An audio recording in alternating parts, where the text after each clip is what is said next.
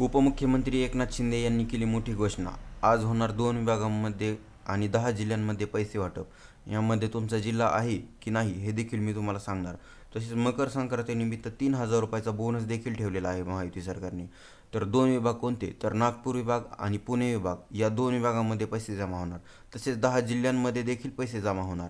या 10 जिल्ह्यांमध्ये तुमचा जिल्हा आहे की नाही हे देखील तुम्ही चेक करायचे आहे. हे देखील मी तुम्हाला नंतर सांगणार आहे. तुम्ही व्हिडिओ शेवटपर्यंत पहा आणि असेच नवीन नवीन व्हिडिओसाठी चॅनलला लाईक, शेअर आणि सबस्क्राईब करून बेल आयकॉन ऑन करायला विसरू नका. पण त्या अगोदरच मी तुम्हाला महत्त्वाची अपडेट देखील देणार आहे.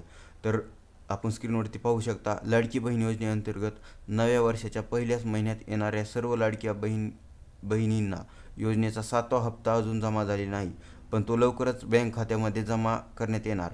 पण आज आहे 12 जानेवारी आणि 12 जानेवारी निमित्त येणाऱ्या सर्व लाडक्या बहिणींच्या अकाउंटमध्ये आपल्या राज्याच्या महिला व बालविकास कल्याण मंत्री आदितीताई तटकरे ह्या जमा करणार आहेत. ही अत्यंत आनंदाची महिलांसाठी बातमी आहे पहा, म्हणजे आपल्या लाडक्या बहिणींसाठी. तर या योजनेअंतर्गत काही महिला पात्र ठरणार आहेत तर काही महिला अपात्र. तुम्ही टेन्शन घ्यायची नाही. कोणत्या महिला पात्र ठरणार आणि कोणत्या महिला अपात्र ठरणार हे देखील मी तुम्हाला सांगणार आहे. पण त्या अगोदरच आपण स्क्रीनवरती पाहणार आहोत की आपला बोनस किती होणार, म्हणजे पहिला आपल्याला हप्त्यात किती वाढ करण्यात येणार. तर आपण स्क्रीनवरती पाहू शकता, लाडक्या बहिणींच्या लाभामध्ये वाढ करण्यात आली.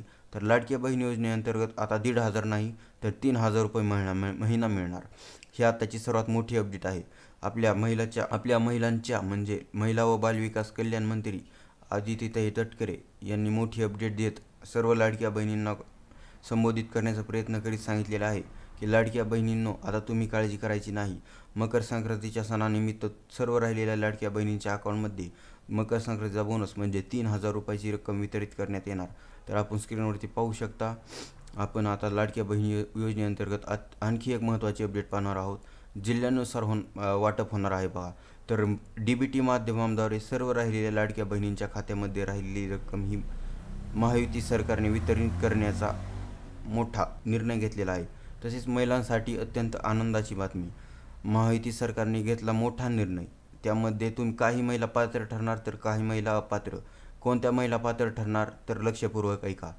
ज्या महिलांनी फॉर्म हा व्यवस्थित पूर्णपणे भरलेला आहे किंवा त्यांचा फॉर्म ॲक्टिव्ह आहे, अशा सर्व लाडक्या बहिणींच्या अकाउंटमध्ये मकर संक्रांतीचा बोनस 3,000 रुपये हा जमा करण्यात येणार. आणि कोणत्या महिला वगळल्या जाणार हे देखील मी तुम्हाला सांगणार आहे. तर 1.5 लाखापेक्षा जास्त उत्पन्न गेलेल्या सर्व लाडक्या बहिणी सर्व वगळल्या जाणार. पण त्या अगोदर आपण स्क्रीनवरती पाहू शकता, त्यामध्ये आणखी काही बदल करण्यात आलेले आहे. संजय गांधी निराधार योजनेचा लाभ घेतलेल्या महिलांनी लाडकी बहीण योजनेचा लाभ मिळणार नाही. म्हणजे आम्ही तुम्हाला सांगितल्याप्रमाणे आपण कोणत्या तरी एकाच योजनेअंतर्गत लाभ घेऊ शकतात. तर आपण स्क्रीनवरती दुसरा नियम पाहणार आहोत. उपमुख्यमंत्री एकनाथ शिंदे यांनी केली मोठी घोषणा आणि या योजनेअंतर्गत तब्बल 25 लाख लाडक्या बहिणींना लाभ घेत आहेत. तसेच नमो शेतकरी आणि PM किसान योजनेचा लाभ घेणाऱ्या 84 लाख महिलांना हा लाभ मिळणार नाही. ही आताची सर्वात मोठी बातमी. म्हणजे या 84 लाख महिला वगळल्या जाणार. यामध्ये तुम्ही आहेत का नाही हे देखील तुम्ही चेक करून घ्यायचे आहे. म्हणजे तुम्ही कसे चेक करायचे? तुम्ही PM किसान किंवा संजय गांधीचा लाभ घेत असाल तर या सर्व लाडक्या बहिणी अपात्र ठरणार.